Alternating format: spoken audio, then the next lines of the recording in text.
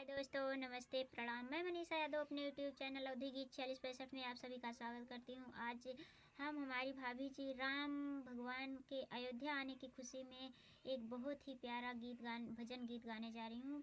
गीत जैसा भी होगा कमेंट बॉक्स में ज़रूर बताना और प्लीज़ आप लोग से रिक्वेस्ट है हमारे चैनल को लाइक करना, सब्सक्राइब करना, कमेंट करना, अपना प्यार दुलार आशीर्वाद बनाए रखना, हम लोगों का सपोर्ट करना, प्लीज़ आप लोग से रिक्वेस्ट है। आज अयोध्या नगरिया निहाल सखिया, आज अयोध्या नगरिया निहाल सखिया, राम आए हैं मंदिरिया हमार सखिया, राम आए हैं मंदिरिया हमार सखिया। आज अयोध्या नगरिया निहाल सखिया, निहाल सखिया, राम आए हैं मंदिरिया हमार सखिया, राम आए हैं मंदिरिया हमार सखिया।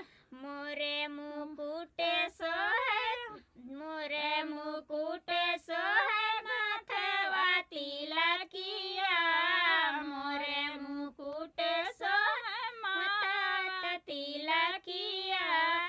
बड़ नीक लागे राम खेलै लड़िकैया, बड़ नीक लागे राम खेलै लड़िकैया।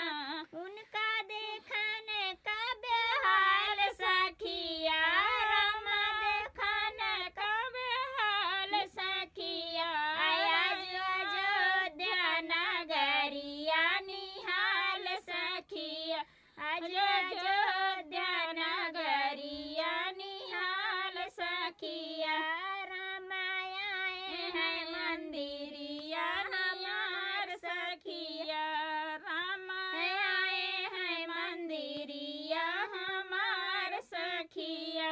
हाथे धनुष सोहे संग भैया लक्ष्मण, हाथे धनुष सोहे संग भैया लक्ष्मण। चले जब पहिर दोनों भाई पीताम्बर, चले जब पहिन दोनों भाई पीताम्बर।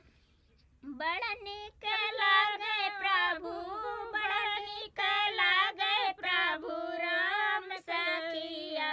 आज अयोध्या नगरिया निहाल सखिया, आज अयोध्या नगरिया निहाल सखिया, आज अयोध्या नगरिया निहाल सखिया।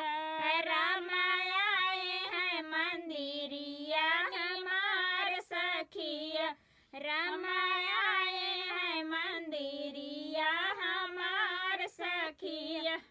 गीत जैसा भी होगा कमेंट बॉक्स में ज़रूर बताना।